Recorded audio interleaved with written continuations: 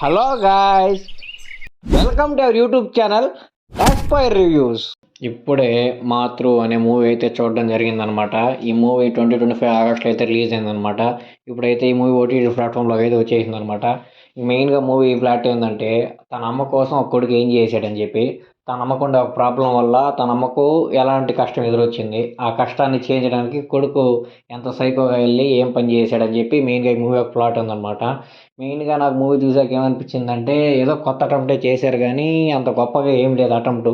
ఏదో ట్రై చేయాలనుకున్నారు కానీ అది అంత కన్వేగా అయితే కాలేదన్నమాట. స్టార్టింగ్ బాగానే ఉంది, ఒక 30 to 40 minutes. ఓకే, ఏదో కొత్త కాన్సెప్ట్ లాగా ఉంది, ఏదో నర్వ్ సిస్టమ్ అంటున్నారు, బ్రెయిన్ సిస్టమ్ అంటున్నారు.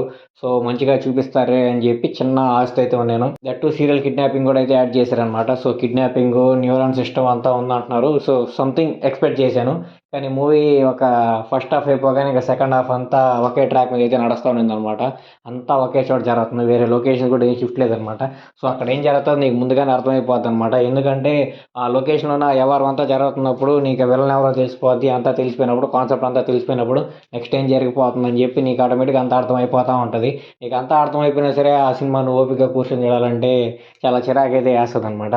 సో ఈ మూవీలో ఏమైనా పాజిటివ్స్ ఉన్నాయంటే అది పృథ్వీ గారి కామెడీ చాలా బాగా అనిపించింది. మంచి టైంలో అనిపించింది అనమాట. ఆయన నాకు కనపడ్డ ప్రతి సీన్లో నా ఫేస్ మీద నవ్వు అయితే వచ్చిందనమాట. సో పాజిటివ్స్ అది ఒకటే అనమాట. హీరోకి హీరోయిన్ మధ్య కెమిస్ట్రీ అయితే పర్లేదు, అంత గొప్పగా ఏం వర్కౌట్ కాకపోయినా సరే ఒక చూసేలాగైతే ఉందనమాట. సో వాళ్ళ లవ్ ట్రాక్ కొంచెం ఎంగేజింగ్గా పెడితే బాగుంది అనిపించింది నాకు. పెట్టారు కానీ ఆ డైలాగ్స్ కానీ ఆ స్క్రీన్ ప్లే కానీ అంత ఎంగేజింగ్ అయితే ఏం లేదు. సో అది కొంచెం ఎంగేజింగ్గా పెట్టుంటే బాగుంది అనిపించింది. అండ్ ఇంకో నాకు నచ్చని విషయం ఏంటంటే, హీరోకి ఒక బ్యాక్ స్టోరీ ఉంది కదా, ఆ బ్యాక్ స్టోరీ చాలా డెప్త్గా ఉంది. సో దాని నుంచి అతను చాలా కొత్తగా అయితే చేసి ఉండొచ్చు అనమాట ప్రజెంట్ని. కానీ ఆ ప్రజెంట్ని కొంచెం చెడగొట్టేసి, సో ఆ స్క్రీన్ ప్లే అంతా కొంచెం చెడగొట్టేసాడు అనమాట. అంత గొప్పగా అయితే ఏం లేదు. ఒక్కసారి చూడొచ్చా అంటే చూడొచ్చు, ఒకసారి అయితే అటెంప్ట్ అయితే ఇవ్వచ్చు. అంతేగాని మరీ ఆ మూవీ కోసం కూర్చొని చూడాల్సినంత అవసరం అయితే ఏం లేదు. సో ఎవరికైనా ఇంట్రెస్ట్ ఉంటే మాత్రం చూడండి. మూవీ నేమ్ అయితే మాత్రం